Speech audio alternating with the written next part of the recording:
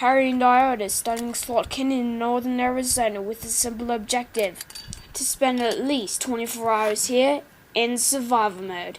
We've brought no tent, no sleeping bags, no food, and no drinking water. Just minimal gear, minimal clothing, and a dog. This sheer-walled canyon requires technical descent, and will rely on a blue water static rope for that purpose. Harry rappels first with Ellie on his back. I follow with our equipment. Immediately, we embark on a search for food. We've brought nets and hope to scuba fish right out of the water.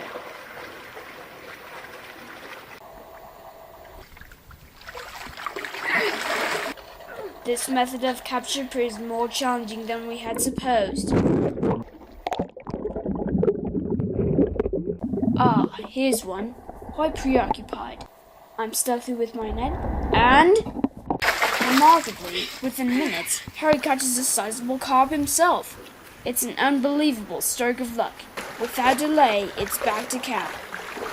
Tamarisk shoots are abundant, and we begin to weave them into a lattice, to which we'll add additional vegetation for a sort of shelter. I continue construction as Harry returns to the canyon rim. Atop the canyon, Harry quickly locates a stand of prickly pear cactus. Though spiny and uninviting, prickly pear provides food upon which indigenous peoples have relied for thousands of years. Once cut open, the pads of vitamin-rich slices with a taste and consistency similar to cucumber. Slightly gooey cucumber, that is. Harry also harvests a bit of Mormon tea. Then he's off to obtain some firewood.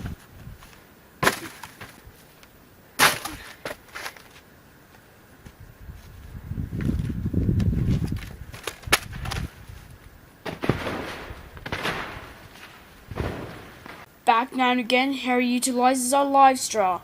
This gadget allows one to suck river water through filters for a drink of clean water. By the time Harry returns to camp, I've made good progress on our shelter. Now it's time for fire and dinner.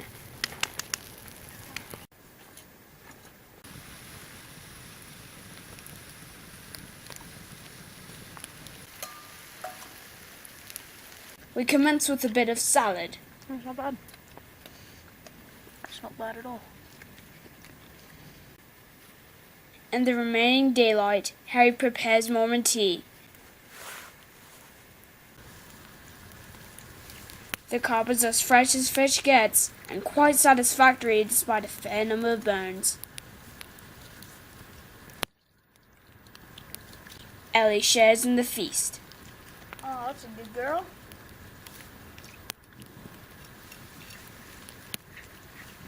The fish is an excellent source of protein, and Harry savors every morsel. The branches of the Mormon tea plant, when boiled, provide flavorful herbal tea.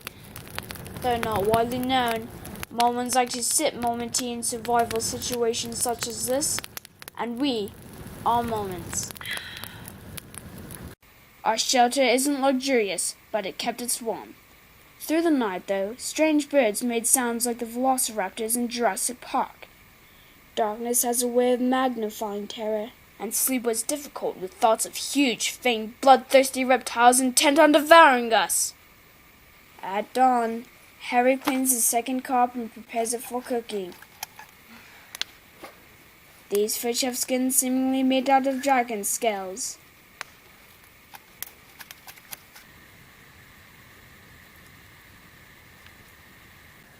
In the cold morning air, Mormon tea helps to warm us.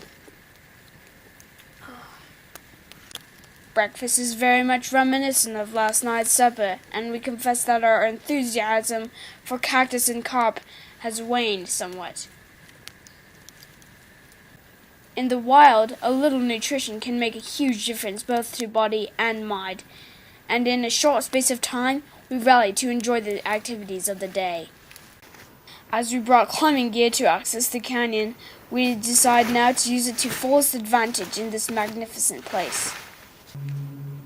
A plane flies overhead as Harry ropes up. the single sound signaling civilization we've heard the entire time. Our objective is a climb which, from a certain perspective, resembles King Kong, the gigantic mythical ape.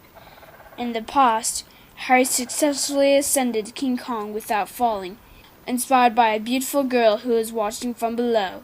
Today, there are no gorgeous women in the canyon, and I believe I see him struggling a bit.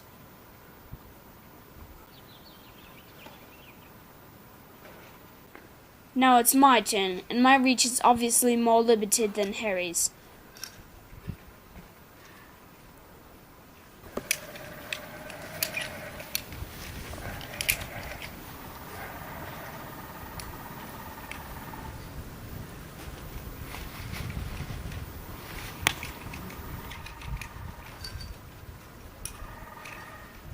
As I ascend, I am slightly distracted by the sounds of the raptor birds. I should clarify, we believe them to be birds, but we haven't actually seen them.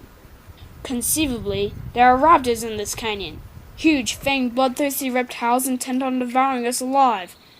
This notwithstanding, I persevere. I make it to King Kong's chin before falling. I take a long drink and a long rest, and wait for the climb to go into the shade.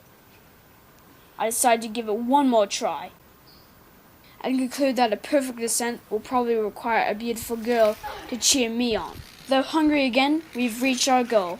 We've spent 25 hours in the canyon, and it's time to head home. Harry makes the strenuous ascent to the cliff top with Ellie on his back. Perhaps it was the cob she ate. Ellie seems much heavier now.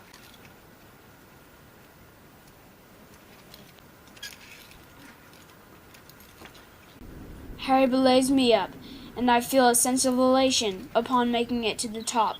It's been a grand adventure.